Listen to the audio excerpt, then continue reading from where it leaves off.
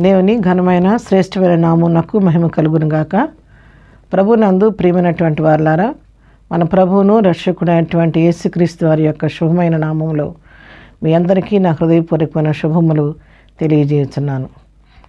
ప్రియులారా, గత వీడియోలో మనం బండ సందులలో నిలవబడేవారెవరు అనే అంశం మీద దేవుని వాక్యాన్ని మనం ధ్యానం చేసుకున్నాము. ఎవరెవరు లేఖన భాగంలో నుంచి బండ సందులో నిలవబడిన వారెవరు, ప్రాకారమును కట్టిన వారెవరు అనే విషయాల గురించి క్లుప్తంగా కొన్ని విషయాలు మనం గత వీడియోలో జ్ఞాపకం చేసుకున్నాము. ఆ మిగిలిన వాటిని గురించి ఈరోజు మనం తిరిగి ధ్యానం చేయబోతున్నాము. గత వీడియో విని మీరందరూ కూడా దేవునిలో మేలు పొందారని నేను నమ్ముతున్నాను. మరి ఈరోజు సెకండ్ పార్ట్, దాని కంటిన్యూషన్గా వాక్యం నేను చెప్పబోతున్నాను. ఈ వాక్యం కూడా వింటే మీకు సంపూర్ణంగా ఆ వాక్యం యొక్క భావం ఏంటనేది మీకు అర్థమవుద్ది. కాబట్టి ఈ వీడియోను కూడా దయతో చూసి ఈ యొక్క సారాంశాన్ని గ్రహించి మీరు కూడా ఆ విధంగా సిద్ధపడాలని ప్రభు ప్రేమను బట్టి మనం హెచ్చరిస్తూ ఉన్నాను. ప్రార్థనతో ఈరోజు వాక్యాన్ని మనం ప్రారంభించుకుందాం, ప్రార్థన చేసుకుందాం. ప్రేమ కలిగిన తండ్రి, పరిశుద్ధమైన మా ప్రియ ప్రభువా, మీ యొక్క పరిశుద్ధ పాదములకు వెళ్ళిన వందనములు, స్తుతులు, స్తోత్రాలు చెల్లించుకుంటున్నాము నాయన. ప్రభువా, ఈ దినం తండ్రి నీ వాక్యాన్ని మేము ధ్యానిస్తుండగా నీ వాక్యం ద్వారా నాతో మాట్లాడండి. నీ వాక్యాన్ని గ్రహించడానికి కానీ వివరించడానికి కానీ మా జ్ఞానం సరిపోదు, కానీ నీ పరలోక జ్ఞానం నీ దాసుడు నాకు దయచేయండి. మీరు నాలో ఉండండి, నీ ఆత్మధ్యలో నాతో మాట్లాడండి. ప్రభువా, నన్ను సంపూర్ణంగా నీ సులువు చాటును నెట్టివేసి నీ స్వరూపాన్ని బిడ్డలకు చూపించండి. నీ స్వరం నీ బిడ్డలకు వినిపించండి. ప్రతి ఒక్క డిస్టర్బెన్స్ని గద్దించండి నాయన. మీరే నాలో ఉండి కొన్ని నిమిషాలు నీ ఆత్మధ్యలో నీ బిడ్డలతో నాతో కూడా మాట్లాడి మీ నామనకు మహిమ తెచ్చుకోమని, వినుచున్న వారికి ఈ వాక్యం మేలుకరంగా మార్చమని యేసు పరిశుద్ధ నామంలో ప్రార్థించడిగి పొందుకొని ఉన్నాము తండ్రి, ఆమేన్. ప్రియులారా, ఈరోజు వాక్య ధ్యానం కొరకు మనం తీసుకున్నటువంటి మూలవాక్యము యెహెజ్కేలు గ్రంథము 2వ అధ్యాయం 30వ వచనం చదువుకుందాం. నేను దేశమును పాడు చేయకుండానట్లు ప్రాకారమును దిట్టపరచుటకును బద్దలైన సందులో నిలుచుటకును తగిన వాడెవడని నేను ఎంత విచారించినాను ఒకడైనను కనబడలేదు. మరి గత వీడియోలో మనం చాలా వరకు దీని గురించి ధ్యానం చేసాము. వినని వారి కొరకు మరొకసారి రిమైండ్ చేస్తాను. మరి ఇక్కడ యెహెజ్కేలు ప్రవక్త పలుకుతున్నటువంటి మాటలు ఇవి. మరి ప్రవక్త ఎంతో విచారిస్తున్నాడు.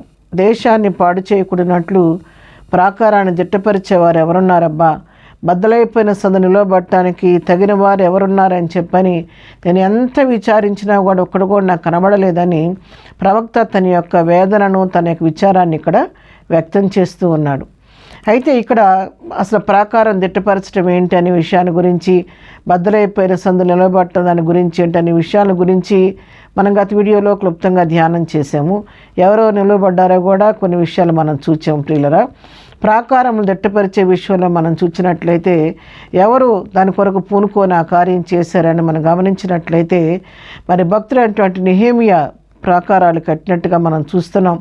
యెరూషలేము యొక్క గుమ్మాలు మరి కాలిపోయినప్పుడు, మరి ఆ పట్టణం అంతా కూడా నాశనం అయిపోయిందన్న సంగతి విన్నప్పుడు మరి నెహెమియా ఎంతగానో ప్రభు సన్నిధిలో కూర్చొని ఉపవాసం ఉండి కన్నీరు కార్చి ప్రార్థన చేసి మరి రాజు దగ్గర తన యొక్క పర్మిషన్ తీసుకొని వెళ్ళి తను యెరూషలేము యొక్క ప్రాకారాలు కట్టడానికి తను మొదటగా పూనుకున్నట్లుగా మనం చూసాము.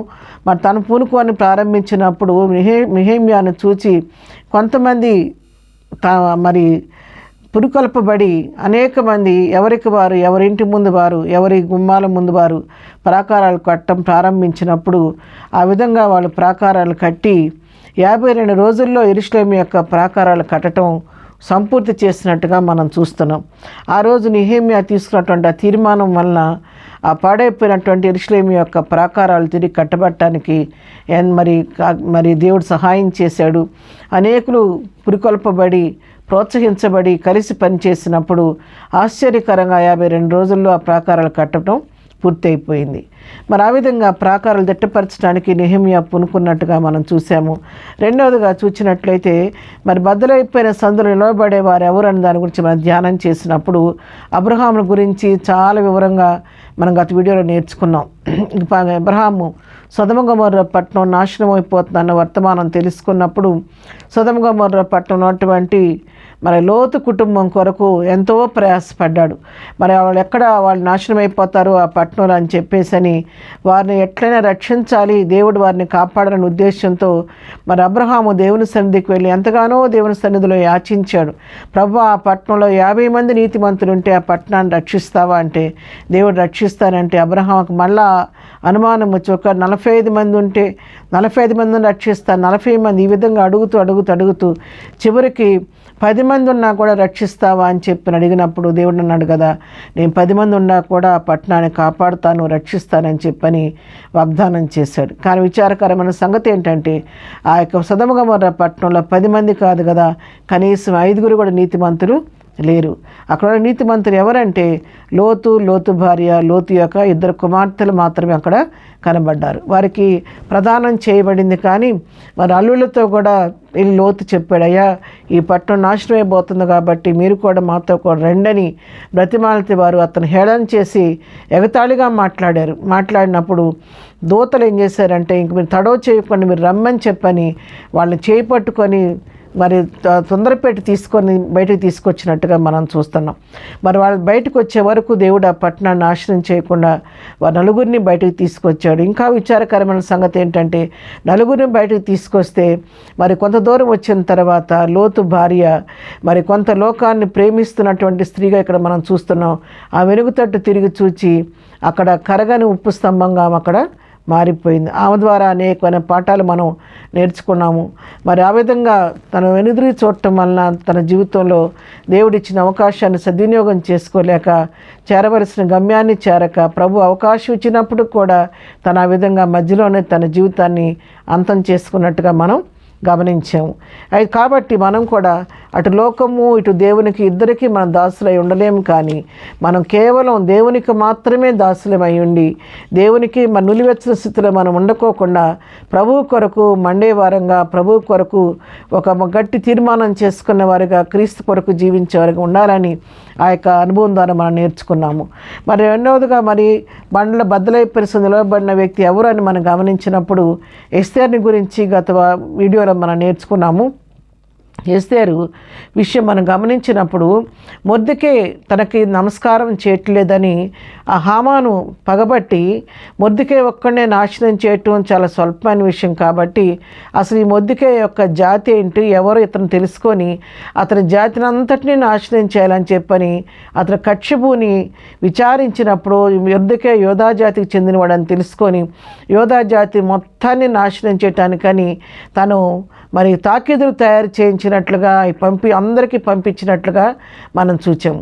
పంపించినప్పుడు ఆ విషయం తెలుసుకుని యూదులందరూ దుఃఖపడుతూ వేదన పడుతున్న సమయంలో మొర్దెకై మరి తను కూడా ఎంతగానో అయ్యో నా జాతి నశించిపోతుందని దుఃఖపడి ప్రభు సన్నిధిలో మరి కన్నీరు గారుస్తున్న సమయంలో తను గోనెపట్ట కట్టుకొని బూడిదలో కూర్చొని దుఃఖపడుతున్నప్పుడు ఎస్తేరు ఎందుకు ఆ విధంగా చేస్తున్నావు అన్నప్పుడు నా జాతి నశించిపోతుంది, నువ్వు రాజు దగ్గరికి వెళ్ళి ఏదన్నా నా జాతి కొరకు యోధా జాతి కొరకు మేలు చేయమని అడిగినప్పుడు ఆమె ఏమంటదంటే నన్ను ఇంతవరకు రాజుగారు తన సముఖానికి పిలవకుండా ఎవరైనా వెళ్తే రాజుగారు దండం చాపపోతే మరణమవుతారని చెప్పని ఎస్తేరు వర్తమానం పంపినప్పుడు నెల రోజుల నుంచి నేను పిలవబడదని చెప్పినప్పుడు మరి మొర్దెకై ఆమెకు రోషం పుట్టించే ఒక మాట అంటాడు. ఏమంటాడంటే ఒకవేళ నువ్వు రాజు దర్బార్లో ఉన్నానని చెప్పి అనుకుంటున్నావేమో, నువ్వు మౌనంగా ఉంటే ఈ సమయంలో మరి ఈ సమయం కొరకు ఒకవేళ దేవుడు నేను తీసుకొచ్చాడేమో, రాజ్యంలోకి తీసుకొచ్చాడేమో, నువ్వు మౌనంగా ఉంటే నీవు యూదులకు సహాయం మరొక దిక్కు నుండి వస్తుంది, కానీ నీవును నీ ఇంటి వారు నశించిపోతారు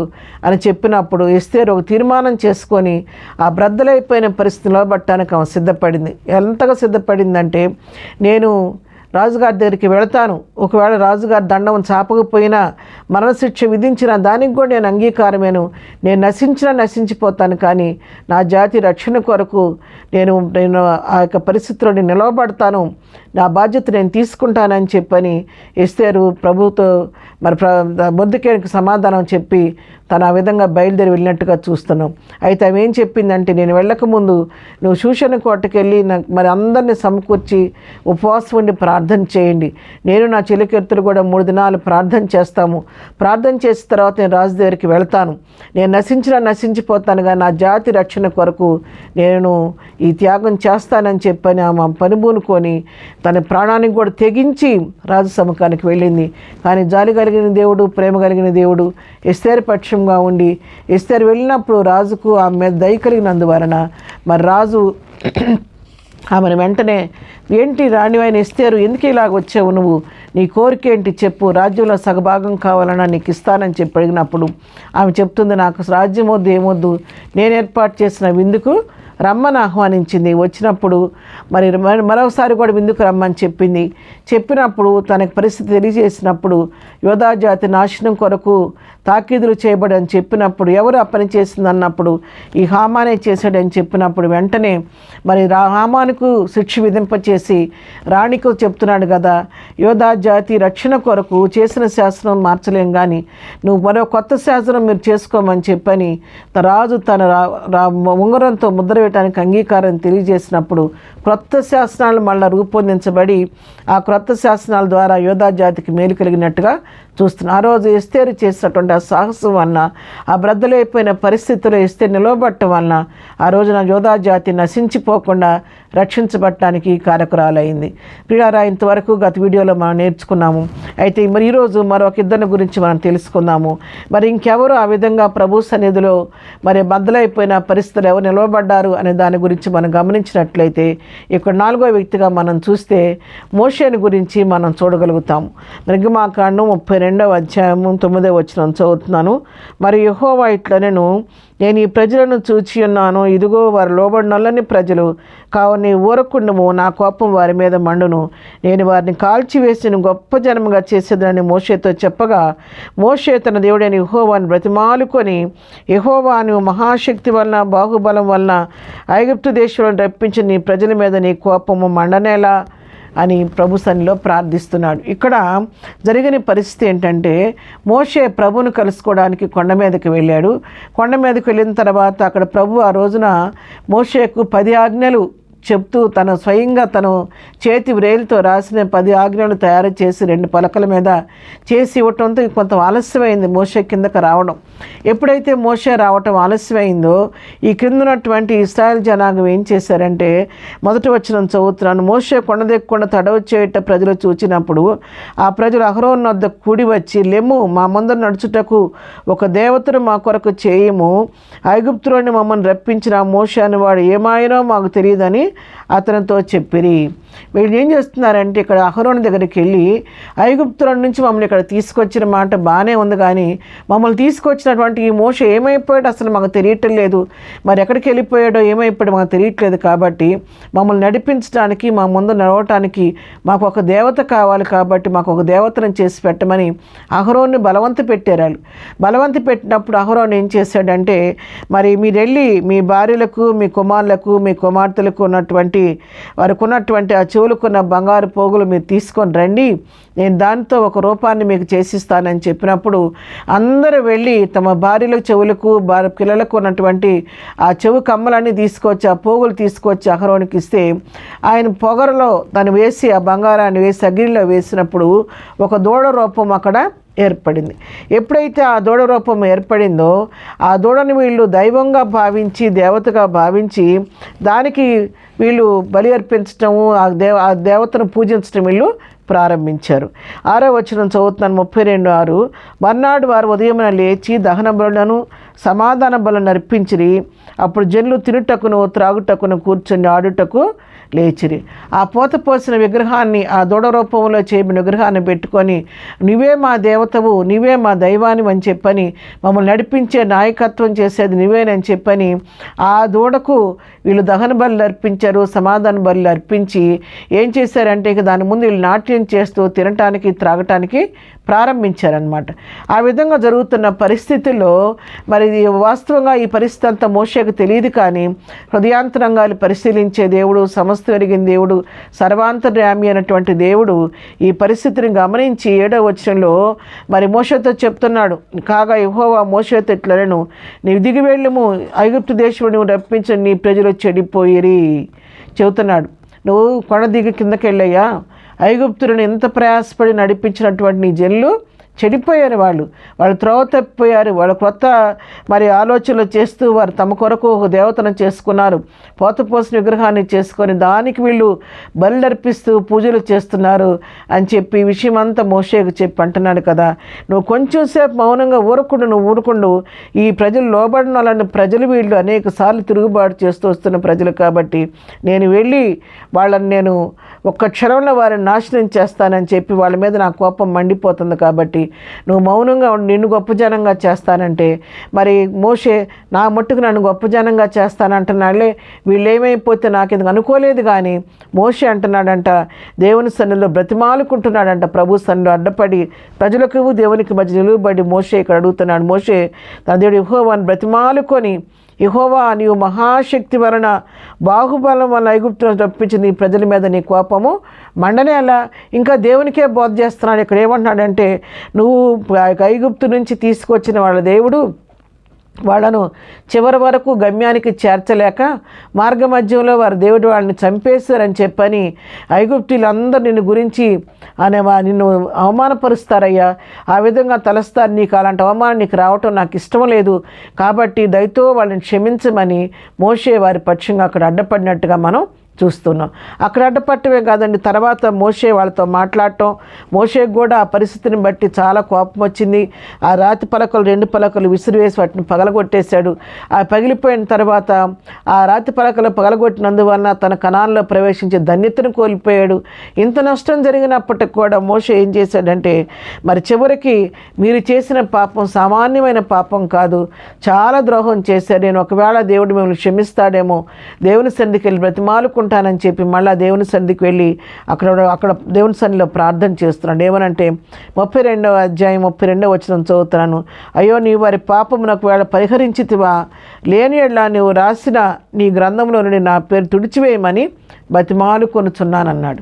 ఇలా అడుగుతున్నాడుగా దేవుని సన్నిధికి వెళ్ళి, దేవా నువ్వు వాళ్ళ పాపాలు క్షమిస్తావా లేదా, వాళ్ళని పరిహరిస్తావా లేదా, ఒకవేళ నువ్వు పరిహరిస్తే సరే ఉంది, ఒకవేళ వాళ్ళ పాపాలను పరిహరించకపోతే నీవు జీవగ్రంథంలో నా పేరు రాసావు కదా, నా పేరు కూడా జీవగ్రంథంలో నుండి తీసేసే. ఎందుకంటే నా ప్రజలను నువ్వు క్షమించలేనప్పుడు నాకు మాత్రం ఎందుకు, నీ జీవగ్రంథంలో నా పేరు తీసేయమని బ్రతిమాలుకున్నాడంట. చెప్పటం కాదు, బ్రతిమాలాడంట. ఎవరైనా నీ జీవగ్రంథంలో నా పేరు రాయమని బ్రతిమాలుకుంటాము, కానీ ఇక్కడ మోషే తన ప్రజల మీద ఉన్న ప్రేమ కొద్దీ వాళ్ళు నాశనం అయిపోవటం మోషేకి ఇష్టం లేక ఒకవేళ వాళ్ళ పాపాలు పరిహరించితే సరే ఉంది, లేకపోతే నా జీవగ్రంథంలో నుంచి నా పేరు తీసివేయమని ప్రభు సన్నిధిలో ప్రార్థన చేశాడు. అయితే దాన్ని బట్టి మోషేకు ప్రజల మీద ఎంత ప్రేమ ఉందో మనకు అర్థమవుతూ ఉంది. ఆ విధంగా మరి బ్రతిమాలుకున్నప్పుడు దేవుడు మోషేకి ప్రజల మీద ఉన్న ప్రేమను బట్టి, మోషే చేసినటువంటి చేసిన విజ్ఞాపన బట్టి వారి మీద ప్రజల మీద తన కోపాన్ని తీసివేసుకున్నట్టుగా ఇక్కడ మనం చూస్తున్నాం.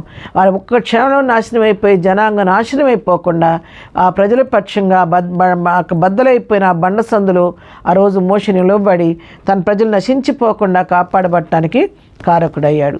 కాబట్టి ప్రియులారా, మరి దేవుని సన్నిధిలో మనం కూడా మనకు తెలిసిన పరిస్థితులను బట్టి, తెలిసిన వ్యక్తుల గురించి, వారు బద్దలైపోతున్న పరిస్థితుల్లో, వారి కుటుంబాలు విచ్ఛిన్నమైపోయిన పరిస్థితుల్లో, వ్యక్తిగతంగా వారి జీవితాలు నాశనం అయిపోతున్న పరిస్థితుల్లో, లేదా సంఘంలో ఏదైనా సమస్యలు ఉన్నప్పుడు, ఏ సమస్య అయినా మరి క్రైస్తవులకు వచ్చిన సమస్యల్లో కానీ నీవు నేను కూడా మోషే వలె ప్రభు పక్షి నిలబడి వారు నాశనం అయ్యకుండా వారి కొరకు మన ప్రార్థన చేయాలి. వారి నాశనం అయిపోవాలని శపించాలి, వారి శాపవచనాలు పలకూడదు, వారి నాశనాన్ని మనం కోరకూడదు. కానీ ఎవరు నశించిపోవడం దేవునికి ఇష్టం లేదు. కాబట్టి వారి నాశనం అవ్వకుండా వారి పక్షి నిలబడి మోషే వలె నీవు నేను కూడా బండసందులు నిలబడి ప్రార్థించవలసిన బాధ్యత మన మీద ఉందని ఇక్కడ మోషే ద్వారా మనం తెలుసుకుంటున్నాం.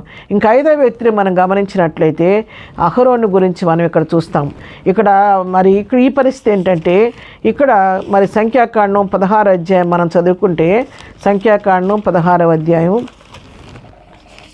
1వ వచనం చదువుతున్నాను. లేవీకి మునిమనుడును కహాతుకు మనుమడును ఇస్సారు కుమారుడు కోరహు రూబేనేలలో ఎలియావు కుమారుడు దాతాను అబీరాములను పేలేతు కుమారుడైన ఊరును యోచించుకొని ఇశ్రాయేలులో పేరు పొందిన సభికులను సమాజ ప్రధానులైన 250 మందితో మోషేకు ఎదురుగా లేచి మోషే అహరోనులకు విరోధముగా పోగుపడి, మీతో మాకిక పని లేదు, ఈ సర్వ సమాజంలోని ప్రతివాడును పరిశుద్ధుడే, యెహోవా వారి మధ్యనున్నాడు, యెహోవా సంఘం మీద మిమ్మల్ని మీరెలా హెచ్చించుకొనుచున్నారు అనగా మోషే ఆ మాట విని సాగిలిపడెను. ఇక్కడ మరి కహాతు మనుమడు ఇస్సారు కుమారుడు అయినటువంటి కోరహు, అభిరాములు, దాతాను అభిరాములు, ఇంకొంతమంది పేరు పొందినటువంటి సభికులు అందరూ కలిసి ఒక గ్రూపు, ఒక 250 మంది ఒక గ్రూప్గా తయారయ్యి వీళ్ళు ఏం చేశారంటే, వీళ్ళు అసూయ కలిగింది. ఏ కార్యక్రమం చేయాలన్నా కానీ ఈ మోషనే చేయాలా, అహరోనే చేయాలా, మనం పరిశుద్ధులం కాదా అనేటువంటి వీళ్ళలో ఆ లూసిఫర్ స్వభావం వచ్చింది.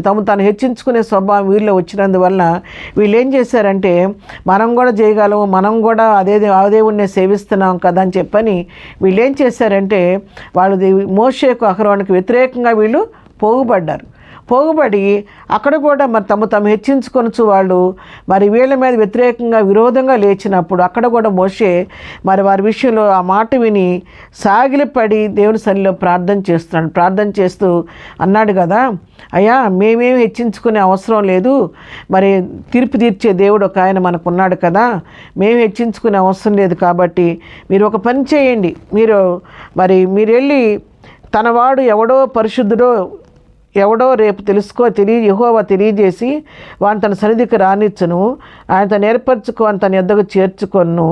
మీరు ఇల్లు ఒక పని చేయండి, ఏం చేస్తారంటే దేవుడు తనకు ఆయన ఇష్టమైన ఏర్పరచుకుంటాడు కాబట్టి మీరందరూ మీ దోపార్తులు తీసుకొని దానిలో మరి అగ్ని వేసి దాన్ని రేపటి దినాన మీ దోపార్తులు తీసుకొని యెహోవా సన్నిధికి రండి, మేము కూడా ఆ విధంగానే మా దోపార్తులు తీసుకొని యెహోవా సన్నిధికి మేము వస్తాము. అయితే మనం అనుకోవటం కాదు, దేవుడే ఎవరు యోగ్యులో ఎవరు పరిశుద్ధులో తనే నిర్ణయిస్తాడు, కాబట్టి మనం ఆ విధంగా దేవుని సన్నిధికి వెళదాము అని చెప్పినప్పుడు ఈ 250 మంది తమ దోపార్తులు తీసుకొని వచ్చారు. మోషే అహరోనులు కూడా ఆ విధంగా దోపార్తులు తీసుకొని వచ్చారనమాట. వచ్చినప్పుడు ఏమైందంటే దేవుని కోపము ఈ యొక్క మోషే మరి వీళ్ళ మీద రగిలినప్పుడు మోషే అహరోనుల యొక్క పక్షంగా దేవుడు నిలవబడిన దాన్ని బట్టి వీళ్ళ మీద ఈ 250 మంది మీద తన కోపం వచ్చిన దాన్ని బట్టి దేవుడు ఏమంటున్నాడంటే, దేవా మరి ఈ విధంగా ఈ ప్రజలు నేను రెప్పట్లో వారిని నాశనం చేసేస్తాను, వీరిని ఇప్పుడే వారిని చంపేస్తానని చెప్పని దేవుడు వాళ్ళ మీద కోపగించుకున్నట్టుగా మనం ఇక్కడ చూస్తున్నాం. వారందరూ నువ్వు రేపాటున వారు చనిపోతారని చెప్పి వాళ్ళని చంపటానికని దేవుడు తీర్మానం చేసుకుంటే మోషే అంటున్నాడు కదా, వీరందరూ మామూలు మరణం పొందితే దేవుడు మన పక్షంగా ఉన్నట్టుగా రుజువు కాదు, కానీ మనము దేవుని సన్నిధిలో ప్రత్యేకమైన రీతిలో ఉగ్రత వస్తేనే వీరు దేవుడు మన పక్షం ఉన్నాడని చెప్పి వాళ్ళు తెలుసుకుంటారని చెప్పని ప్రజలందరూ మీరు దూరంగా వెళ్ళిపోండి, దేవుడు భూమి ఇప్పుడు నెరవేర్చి వీరు సజీవులుగానే ఆ భూమిలోకి దిగిపోయి ప్రాణాలు కోల్పోతారు. ఆ విధంగా జరిగిన దాన్ని బట్టి యెహోవా మన పక్షం ఉన్నాడని, తన పరిశుద్ధులైన తన బిడ్డలు విడిచిపెట్టే దేవుడు కాదని తెలుసుకుంటారు. కాబట్టి మీరు ప్రక్కకు తొలగండి అని చెప్పి జనులను దూరంగా పారదోలిన తర్వాత మరి మోషే ప్రార్థించినప్పుడు భూమి నెరలు విడిచి ఆ యొక్క 250 మందిని ఉన్న పళంగా వాళ్ళు భూమిలోకి దిగిపోయి ఆ విధంగా సజీవంగానే వారు హతులైపోయినట్టుగా ఇక్కడ పరిస్థితి జరిగిందనమాట.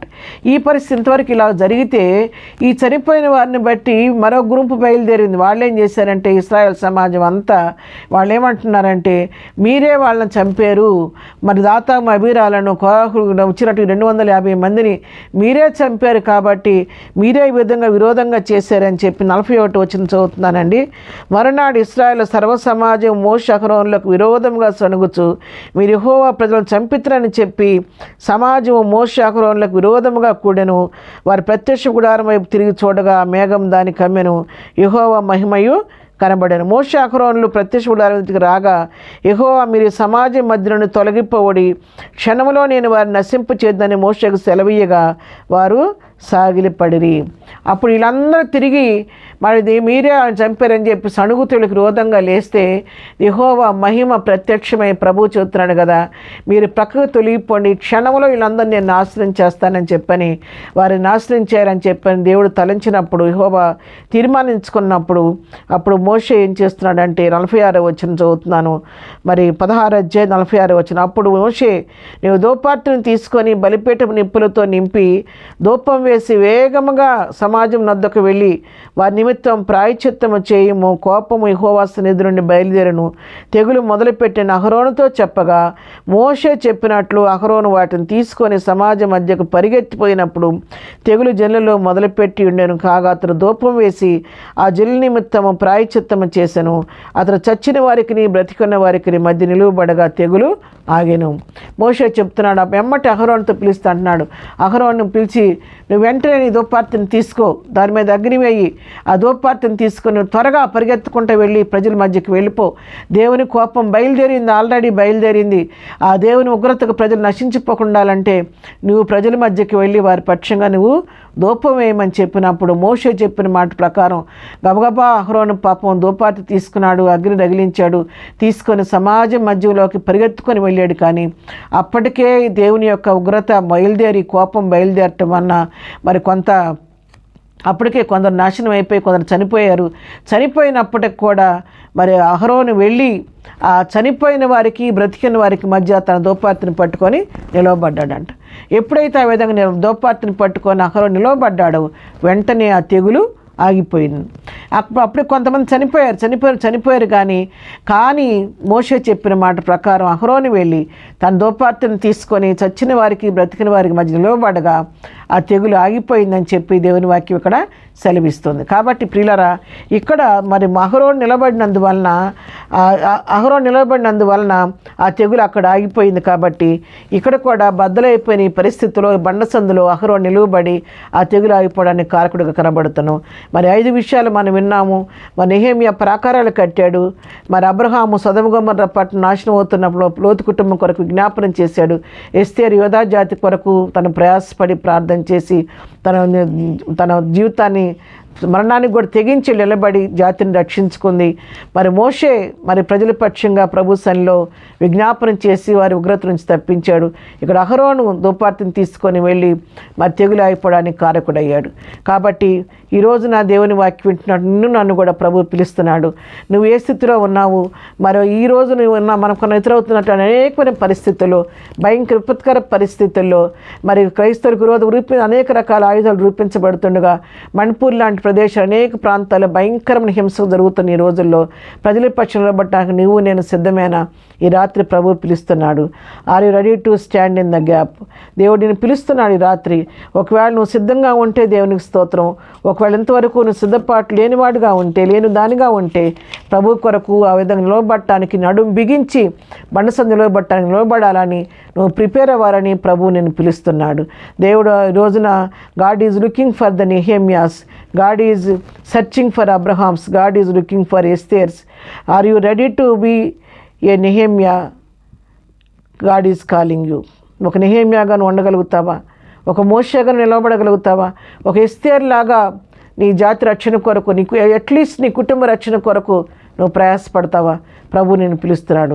ఈ రాత్రి ప్రభు నేను పిలుస్తుండగా నీవు నేను కూడా సిద్ధపడి మనకు చుట్టూ ఉన్నటువంటి పరిస్థితుల్లో, మన కుటుంబాల్లో, సంఘాల్లో జరుగుతున్న పరిస్థితుల్లో, బండసందుల్లో బ్రద్దలైపోయిన ఈ పరిస్థితుల్లో నిలబడటానికి సిద్ధపడాలని యెహెజ్కేలు ప్రవక్త ద్వారా ప్రభు మనం హెచ్చరిస్తూ పిలుస్తున్నాడు. కాబట్టి ఈ రాత్రి ఈ దినం వాక్యం వింటున్నటువంటి మీరు ప్రియులారా, మీ జీవితాల్లో కూడా ఒక సమర్పణ చేసుకోండి. బద్దలైపోయిన సంది నిలబడతాను ప్రభు అని తీర్మానం చేసుకొని ఆ నిలబడటానికి ప్రభు కృపలో ముందుకు సాగిపోదాం. అలాంటి కృపాధన్యత ప్రభు మనకందరికీ దయచేయను గాక. ఆమేన్. చిన్న ప్రార్థన చేసుకుందాం. ప్రేమ కలిగిన తండ్రి, నీ కొందనాలు ప్రభా. విన్న వాక్యాన్ని బట్టి మీ కొందనాలు ప్రభా. విన్న వాక్యం ప్రతి హృదయంలో ఫలించడానికి సహాయం చేయండి. ప్రతి వారికి ఆత్మీయ రోషం పుట్టించిన ఆయన మేము కూడా బండసందులు నిలువబడి బ్రద్దలైపోయిన పరిస్థితుల్లో ప్రభా నీ మహిమ కొరకు మేము జీవించేవారుగా, అనేక మేలుకరమైన వారుగా ప్రజల పక్షి నిలబడే వారిని సిద్ధపరిచి నా మహిమ తెచ్చుకోమని, ఇద్దరు దేవులతో నింపి నడిపించమని యేసు నామములో ప్రార్థించి అడిగి పొందుకొని ఉన్నాము తండ్రి. ఆమేన్. ప్రభు కృప సదాకాలం మనందరికీ తోడయుండి నడిపించును గాక. ఆమెన్. God bless you.